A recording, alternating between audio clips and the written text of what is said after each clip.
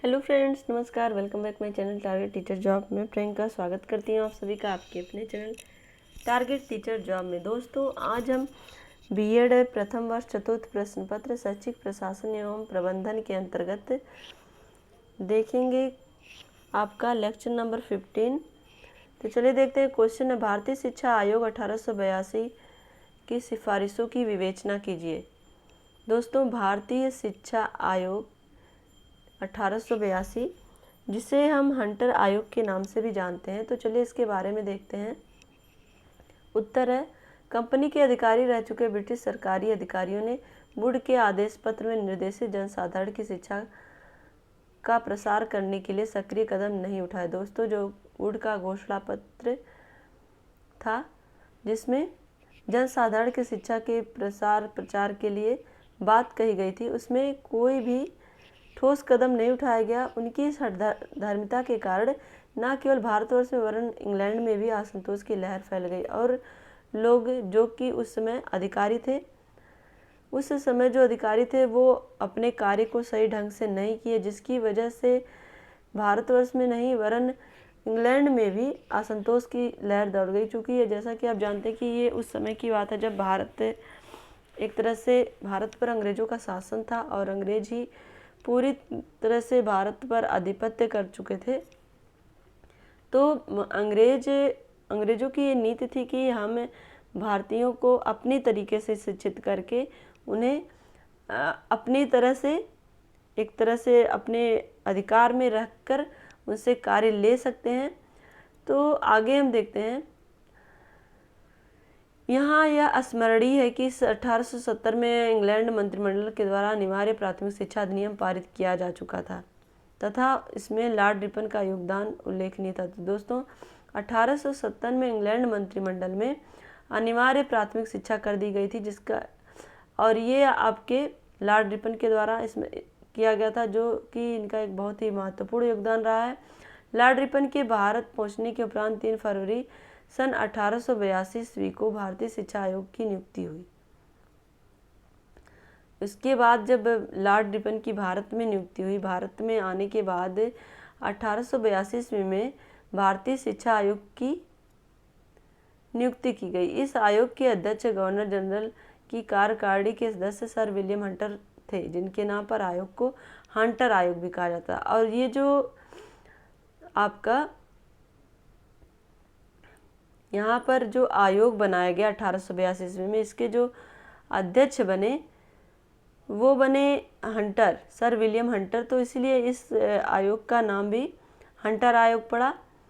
आयोग की जांच का प्रमुख उद्देश्य संपूर्ण साम्राज्य में प्रारंभिक शिक्षा की एवं इसे सर्वत्र विस्तारित व समुन्नत करने वाले साधनों की जांच करना था। तो इसमें इसका क्या मुख्य उद्देश्य था?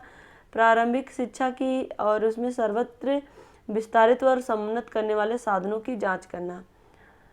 आयोग ने संपूर्ण देश का सर्वेक्षण करके तथा शिक्षा संबंधी राजकीय दस्तावेजों का अध्ययन करके मार्च 1883 में अपना विस्तृत प्रतिवेदन सरकार के समक्ष प्रस्तुत किया। आयोग की प्रमुख सिफारिशें निम्नलिखित थी। तो दोस्तों, यहाँ पर हम देखें,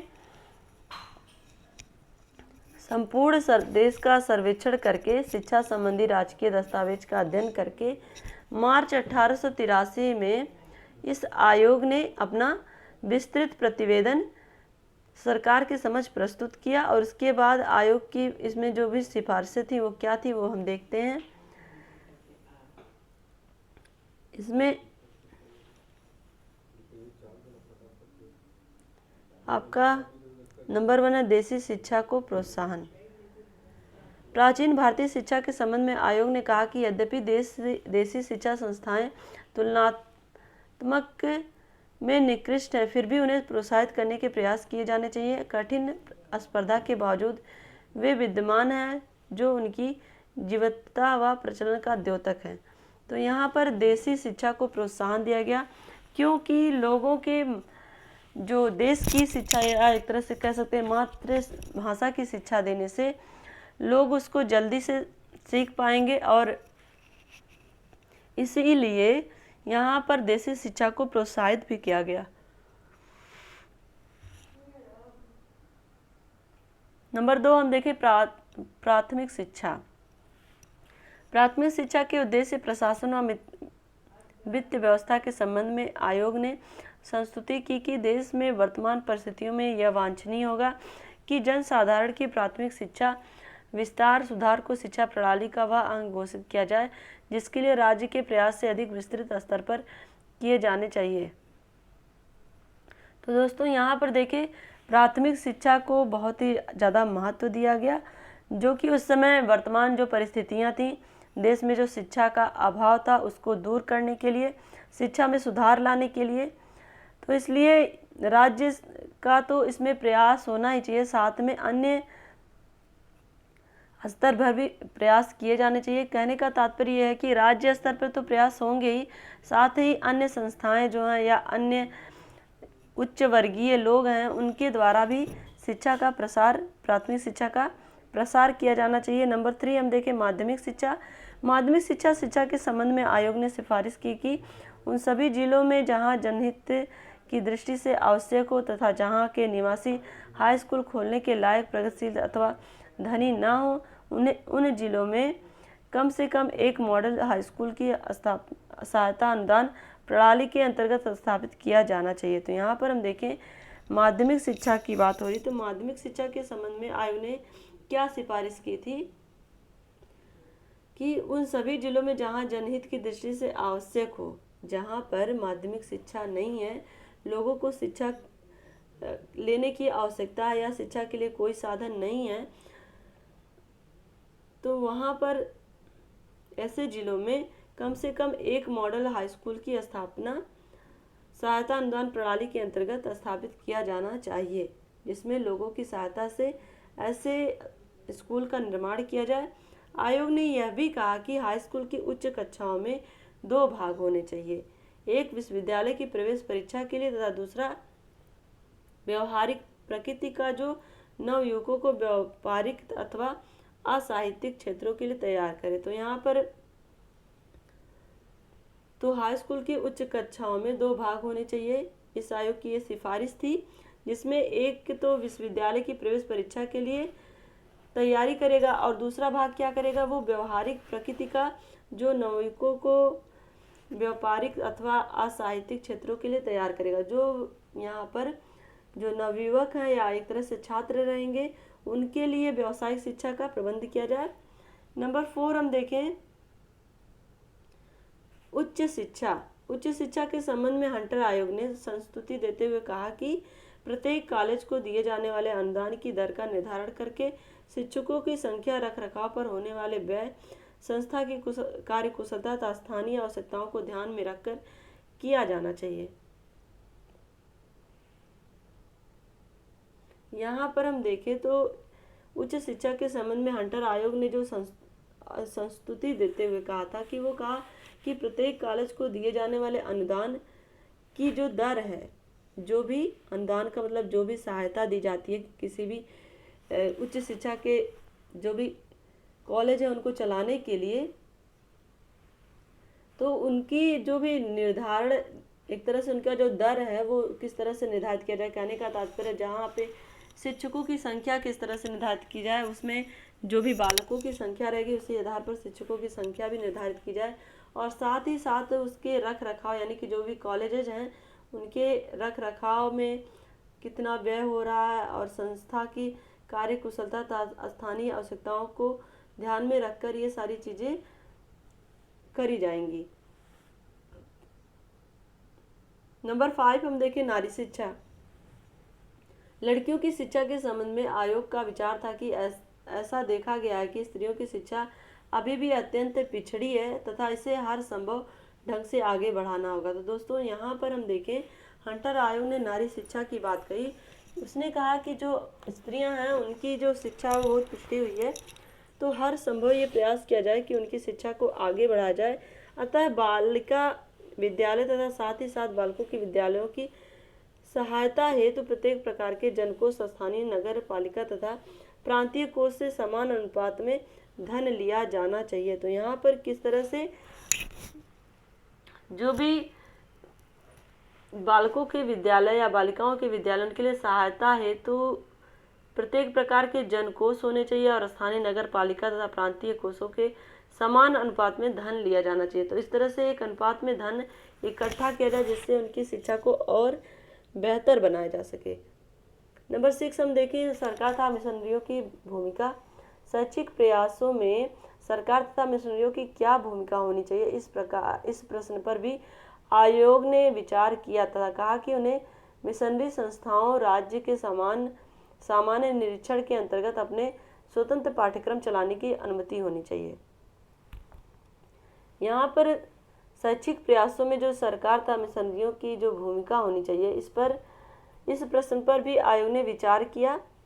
आयोग का कहना था कि इस तरह से भी एक जो भी सरकार तथा मिशनरियों के द्वारा जो भी भूमिका रही है शिक्षा के प्रसार में, उसमें राज्य के सामान्य निरीक्षण के अंतर्गत अपने स्वतंत्र पाठ्यक्रम चलाने की अनुमति देनी चाहिए। जो भी राज्य इस तरह के विद्यालय चला रहे हैं या फिर राज्य से इतर भी जो भी मिशनरी या संस्थाएं जो अपना पाठ्यक्रम चलाने का कार्य कर रही हैं या फिर शिक्षा देने का कार्य कर रही हैं, उनको उनकी अनुमति मिलनी चाहिए, जिससे कि वो अपने एक तरह से राज्य सरकार तो शिक्षा देने का कार्य करेगी, साथ में जो संस्थाएं हैं या फिर मिशनरियां हैं वो भी अपना शिक्षण कार्य करें, निष्पक्ष होकर के करें। ये सारी अनुमति सरकार के द्वारा दी जानी चाहिए। जहाँ तक संभव हो, आवश्यकता हो, ऐसी संस्थाओं को व्यक्तिगत प्रयासों के लिए अवश्य सभी प्रकार का प्रोत्साहन तथा सहायता दी जानी चाहिए। तो ऐसा नहीं है कि ये आज जो प्राइवेट स्कूल हैं आज की ही देना है, बल्कि उस समय भी कहने का तात्पर्य हंटर आयोग का ये था कि जो भी प्राइवेट संस्थाएं हैं या जो भी मिशनरियां हैं वो अगर शिक्षा का प्रचार प्रसार कर रही हैं अपने पाठ्यक्रम के माध्यम से, तो उन्हें पूरी छूट होनी चाहिए अपने व्यक्तिगत प्रयासों के लिए, और अवश्य सभी प्रकार के प्रोत्साहन तथा सहायता दी जानी चाहिए। जो भी आवश्यक प्रोत्साहन है उनको जहाँ तक हो सके सरकार के द्वारा प्रोत्साहन दिया जाना चाहिए और सहायता भी दी जानी चाहिए अपने शिक्षण संस्थाओं को चलाने के लिए। नंबर 7 हम देखें, धार्मिक शिक्षा। धार्मिक शिक्षा के संबंध में आयोग ने कहा कि राज्य की घोषित उदासीनता के अनुरूप राज्य के द्वारा संचालित शिक्षा संस्थाओं में धार्मिक शिक्षा नहीं दी जा सकती। तो दोस्तों यहाँ पर धार्मिक शिक्षा की बात करें तो धार्मिक शिक्षा के संबंध में आयोग ने कहा कि राज्य की घोषित उदासीनता के अनुरूप राज्य के द्वारा संचालित शिक्षा संस्थाओं में धार्मिक शिक्षा नहीं दी जा सकती। चूँकि उस समय धार्मिक शिक्षा एक तरह से मनाही थी कह सकते हैं, तो एक धार्मिक शिक्षा से रिलेटेड संस्थाएं थी उनको चलाने के लिए ये हंटर आयोग की सिफारिश थी कि धार्मिक शिक्षा केवल धार्मिक शिक्षा ना दी जाए बल्कि अन्य शिक्षाएं भी दी जाएं। कहने का तात्पर्य ये है। नंबर 8 हम देखें, सहायता अनुदान प्रणाली। यहाँ पर सहायता अनुदान प्रणाली का समर्थन करते हुए आयोग ने कहा कि अनुदान प्रणाली के क्रियान्वयन के संबंध में अनेक संस्तुतियाँ की जो निम्नलिखित हैं। तो सहायता अनुदान प्रणाली में क्या था कि शिक्षा के जो यहाँ पर जो उच्च वर्गीय लोग थे या फिर जो धनी वर्ग के लोग थे वो अपने दान के माध्यम से सहायता करते थे, जिससे कि लोगों के बीच शिक्षा का प्रचार प्रसार हो सके। तो वो यहाँ पर सहायता अनुदान प्रणाली के क्रियान्वयन के संबंध में अनेक संस्तुतियाँ की जो निम्नलिखित हैं। ये संस्तुतियाँ किसके माध्यम से थी? 1882 हंटर आयोग के माध्यम से ये संस्तुतियाँ थी कि उसमें जो निम्नलिखित थी। नंबर 1 है, व्यक्तिगत प्रबंधकों वाली संस्थाएं सफल नहीं हो सकती यदि उन्हें शिक्षा की सामान्य प्रणाली का आवश्यक अंग स्पष्ट ढंग से स्वीकार नहीं किया। तो यहाँ पर व्यक्तिगत प्रबंधकों वाली संस्थाएं सफल नहीं हो सकती। जो कि व्यक्तिगत यानी कि प्राइवेट प्रबंधक थे जो संस्थाएं चला रहे थे वो सफल नहीं हो सकते। क्यों? यदि उन्हें शिक्षा की सामान्य प्रणाली का आवश्यक अंग स्पष्ट ढंग से स्वीकार नहीं किया गया। जो भी शिक्षा की सामान्य प्रणाली थी उसका जो आवश्यक अंग थे उसको अगर स्पष्ट ढंग से स्वीकार नहीं किया गया है तो फिर उन्हें वो जो उनकी संस्थाएं थी वो सफल नहीं हो सकती थी। आगे देखते हैं।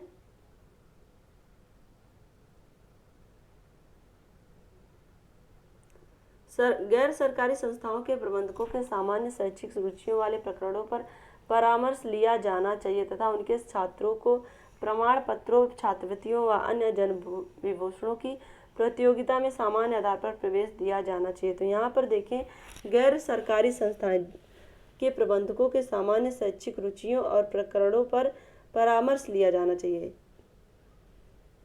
जो भी एक तरह से हम कह सकते हैं, जो भी प्राइवेट संस्थाएं थी वो उनके जो प्रबंधक थे वो अपनी जो रुचियां थी या उनके जो प्रकरण थे, परामर्श थे, उनसे लिए जाने चाहिए तथा उनके छात्रों को प्रमाण पत्र भी दिए जाने चाहिए। छात्रवृत्ति तथा अन्य जन विभूषणों की प्रतियोगिता में सामान्य आधार पर प्रवेश दिया जाना चाहिए। तो इस तरह से देखें, एक तरह से जो हंटर आयोग की सिफारिश थी वो केवल सरकारी संस्थाओं को प्रोत्साहित करना नहीं था, बल्कि जो प्राइवेट प्रबंधक थे, एक तरह से जो भी व्यक्तिगत संस्थाएं थी, उनको भी प्रोत्साहन मिल रहा था इस आयोग के द्वारा।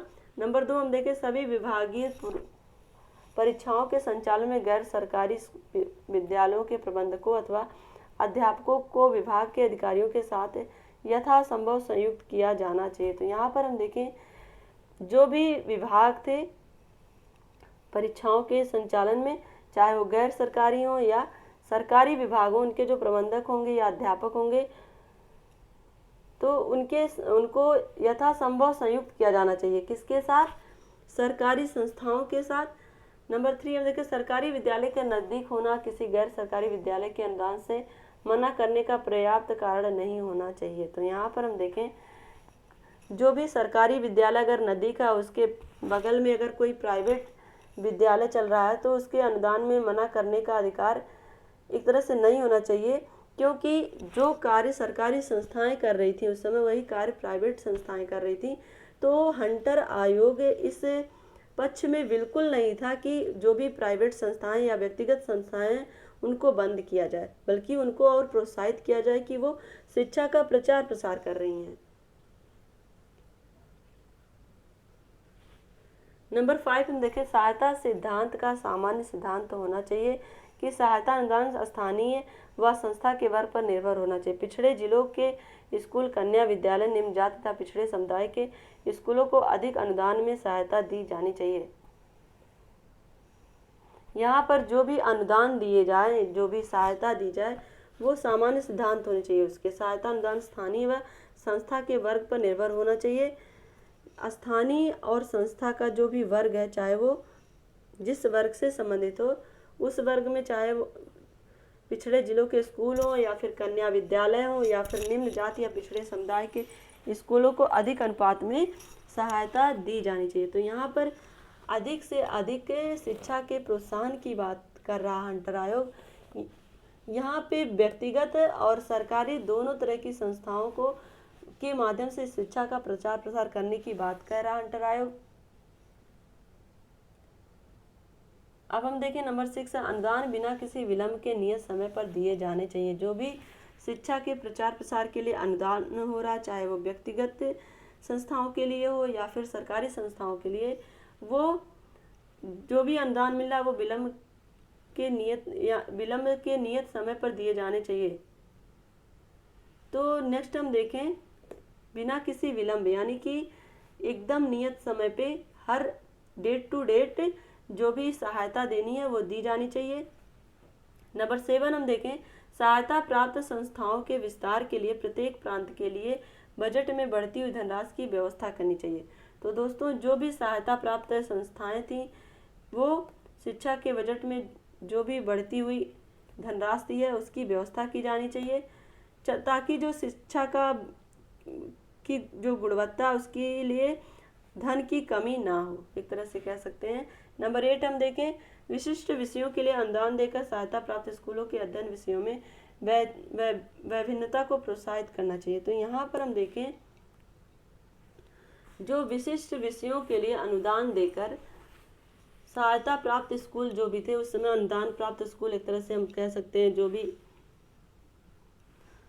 प्राइवेट और सरकारी संस्थाएं थीं, एक तरह से उनमें जो भी अनुदान मिलते थे, जो भी दान मिलते थे शिक्षा के क्षेत्र में, तो उनके लिए विभिन्न विषयों में जो भी व्यक्तिगत भिन्नता के आधार पर प्रोत्साहित करना चाहिए, क्योंकि अलग अलग छात्र जो होते हैं उनको अलग अलग सब्जेक्ट्स पसंद होते हैं। तो उनकी जो व्यक्तिगत भिन्नता है, उनकी जो रुचि है उसके आधार पर एक तरह से हम कह सकते हैं कि उनको उसके लिए प्रोत्साहित करना चाहिए छात्रों को उस विषय को पढ़ने के लिए। नंबर 9 हम देखें, जन परीक्षाओं को सभी स्कूलों में सामान्य पाठ्य पुस्तकों तथा पाठ्यक्रम लागू करने का व्यवहारिक साधन बनाना चाहिए। जन परीक्षाओं को सभी स्कूलों में सामान्य पाठ्य पुस्तकों तथा पाठ्यक्रम लागू करने का, जितने भी जन परीक्षाएं हों उनमें सामान्य पाठ्यक्रम भी लागू हों और पाठ्य पुस्तकें, सामान्य पाठ्य पुस्तकें जो भी हर जगह चले एक ही तरह की, और व्यवहारिक साधन बनाना चाहिए। जब व्यवहारिक साधन बनने से ये होगा कि हर तरह से शिक्षा का प्रचार और प्रचार होगा। नंबर 10 हम देखें, आवश्यक योग्यताओं से युक्त भारतीयों को विद्यालय निरीक्षण बनाया जाना चाहिए।